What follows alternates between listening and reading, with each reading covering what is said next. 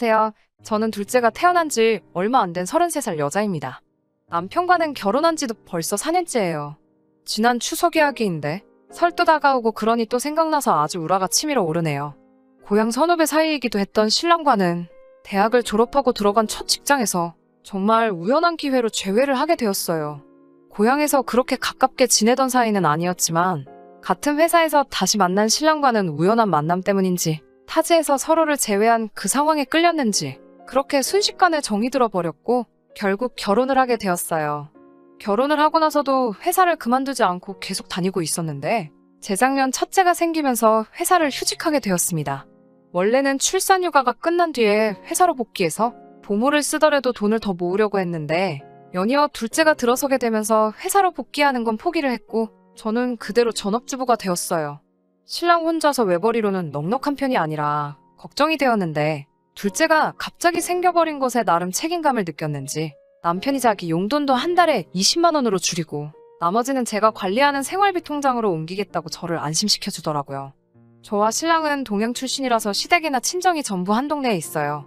신랑과 저는 서울에서 살고 있어서 명절 때면 차를 끌고 내려가야 하지만 일단 내려가기만 하면 양가가 차로 20분 거리도 안 되기 때문에 짧은 연휴인 명절이라도 양가를 똑같이 챙길 수가 있어서 그런 점은 좋아요. 이번 추석은 신랑 회사에서 웬일로 목금에 연차를 쓸 수 있게 해줘서 10일에 가까운 긴 연휴를 맞게 되었습니다. 10일이나 되는 연휴를 어떻게 보낼지 고민하다가 요즘 시국이다 보니 어디 가기도 그렇고 해서 시댁이랑 친정을 오가며 시간을 보내기로 했습니다.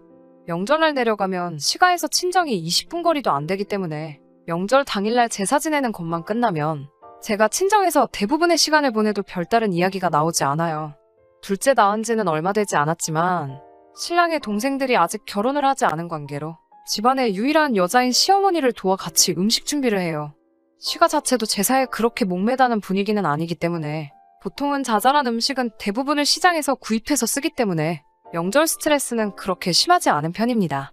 오히려 둘째 낳은 지도 얼마 되지 않은 제가 나서서 일을 도와드려서 그런가 시어머니도 제사가 끝나고 시가에 남아있으면 저보고 여기 있어서 뭐하냐고 어서 친정 가서 부모님하고 시간을 보내라고 하십니다. 여기까지만 들으면 정말 허리띠를 졸라매야 한다는 것 빼고는 이상적인 결혼 생활의 모습일 수도 있습니다. 하지만 모든 사실을 알게 된 지금 너무 충격적이라서 어떻게 해야 할지 모르겠네요. 신랑도 같이 친정에 가긴 하지만 보통 점심 정도만 같이 먹고 시가로 돌아와요. 친정 부모님이 신랑한테 워낙 잘해주시기도 하는데 그게 오히려 더 부담스러운지 매번 친정만 가면 이리 앉지도 서있지도 눕지도 못하고 애매한 모습으로 불편해하는 모습 때문에 친정 부모님도 안 봐도 되는 사위 눈치를 보시게 되더라고요. 그래서 언젠가부터는 저는 친정에서 남편은 시가에서 그렇게 연휴를 보내는 게 일상처럼 되어버렸습니다. 시가에서 눈치 주는 것도 아니고 일을 시키는 것도 아니지만 저는 역시 친정 부모님하고 같이 집에 있는 게 즐겁고 좋기만 하네요.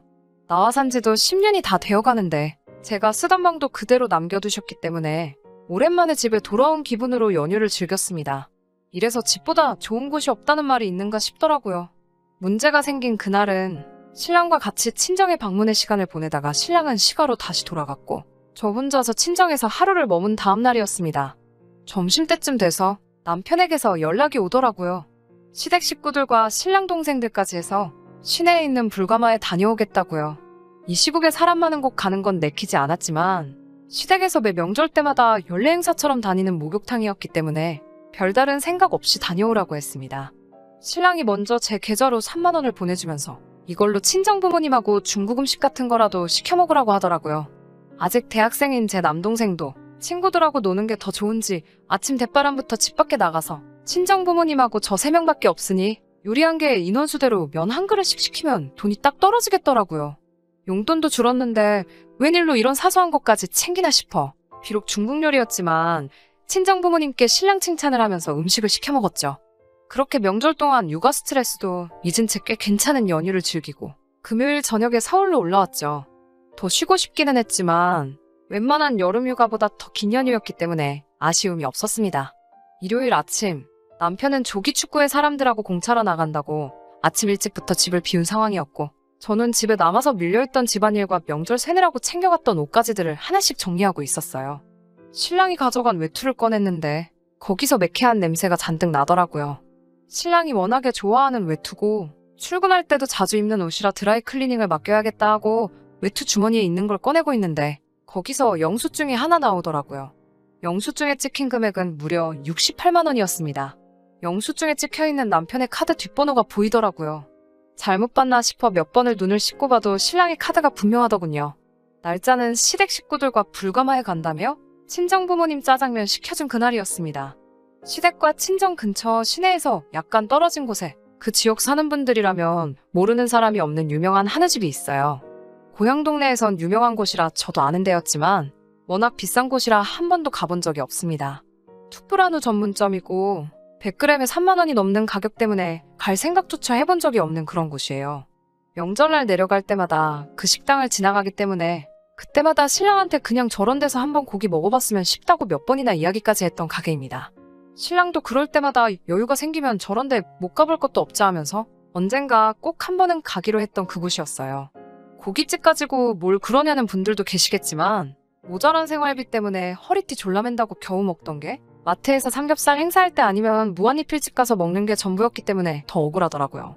하지만 무엇보다 억울했던 건 언젠가 둘이 같이 가서 저런 데서 한번 꼭 먹어보자고 약속한 그런 곳에 저만 쏙 빼놓고 시댁 식구들만 데리고 가서 먹었다는 사실보다도 마누라랑 장인장모 식사는 짜장면으로 퉁치고 굳이 그 사실을 숨긴 채로 시댁 식구들만 데리고 가서 먹었다는 게 너무 서운했습니다. 신랑이 용돈 아껴서 자기 부모한테 좋은 거 사주는 게 뭐가 문제냐 하는 분들도 계실 테지만 그러기엔 이해가 안 가는 점이 너무 많았어요. 둘째가 생기면서 제가 강요한 적도 없는데 신랑이 자기 용돈을 줄여가면서까지 생활비 통장을 따로 만들어줬고 그렇게 용돈을 줄이고 나서도 신랑은 이따금씩 경조사비, 조기 축구회 회비, 교통비가 모자라다 등등 이런 자잘한 이유들로 용돈이 모자란다며 생활비 통장에서 용돈을 추가적으로 가져간 적이 너무 자주 있었거든요.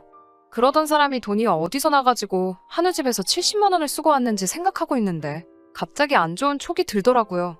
조기 축구회가 끝나고 어디서 또 한 잔을 걸치고 왔는지 술 냄새 펄펄 풍기면서 들어온 신랑에게 영수증에 관한 건 일부러 물어보지 않았어요. 그리고 다음날 신랑이 출근했을 때 전화기를 들었어요. 저도 신랑과 같은 회사를 다녔던 데다가 총무과에 있었기 때문에 아직도 몇몇 직원들하고는 연락을 하고 지냅니다. 원래는 이렇게 하면 안 되는 건 알지만 너무나도 참을 수 없어서 격리과에 친하게 지내던 후배에게 전화를 걸었습니다. 이러이러한 사정 때문이니 꼭 좀 부탁한다 했더니 후배가 곤란해하면서도 지급 내역을 이야기해주더라고요. 정말 충격적이었습니다.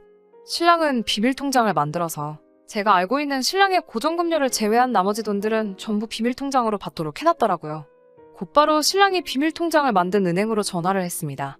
하지만 은행에서 돌아온 답변은 알려줄 수 없다였어요. 부부인데도 안 되는 거냐 했더니 계좌주인 신랑이 본인이 통장을 개설한 지점에서 본인이 직접 방문해 요청하지 않는 이상 그 어떤 조회 업무도 할 수 없다고 안내해 주더라고요. 그날 저녁이 되어서야 퇴근하고 돌아온 신랑 앞에 그 고깃집 영수증을 들이밀었죠.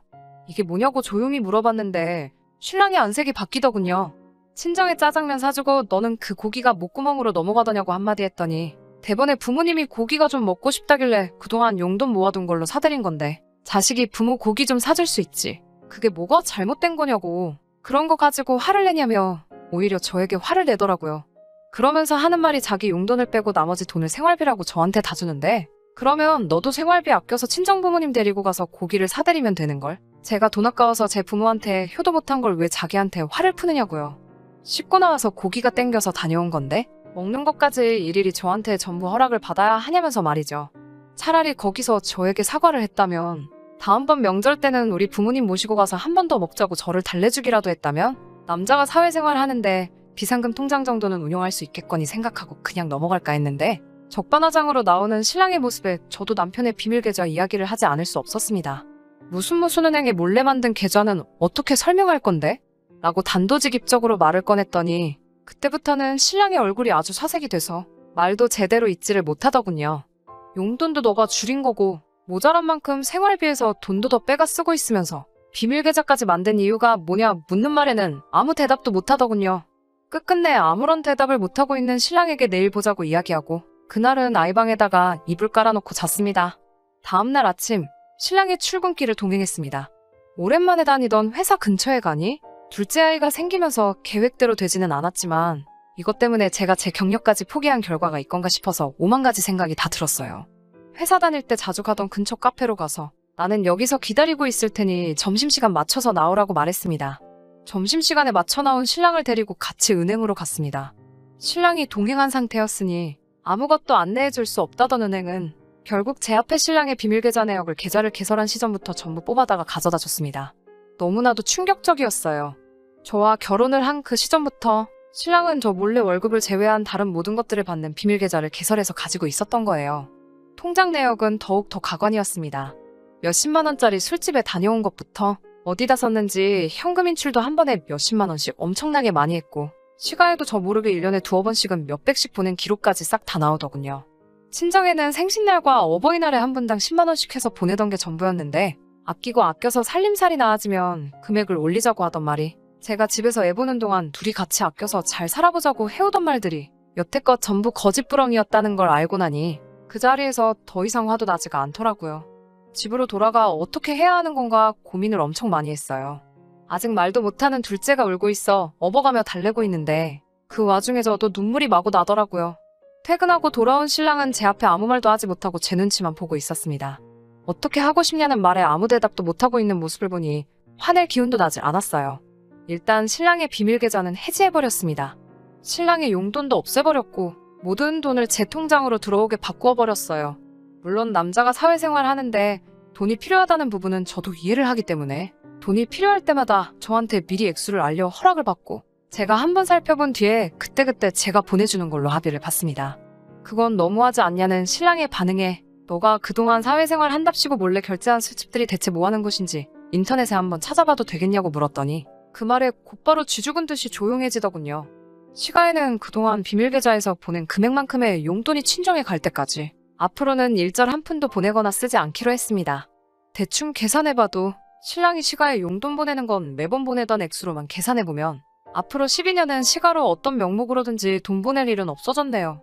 그리고 다가오는 구정 때 시댁에 가서 시부모님 보는 앞에서 짜장면 한 그릇씩 시켜놓고 음식이 도착하자마자 친정 식구들 툭불 한우 사주러 간다고 말하고 무안을 잔뜩 준 뒤에 나오기로 했습니다. 물론 이걸로 남편을 전부 용서하거나 한 건 아닙니다. 아이 둘에게서 아빠를 뺏고 싶지 않아 내린 결정이기도 해요. 허나 여태껏 저를 속여온 기간을 생각해보면 도무지 분이 풀리지를 않네요. 이 정도면 충분히 했지 싶다가도 돌이켜 생각해보면 도무지 용서가 되지가 않아요. 다음 구정이 지나면 여러분들께 후기랍시고 사연 한 번 더 보내보도록 하겠습니다.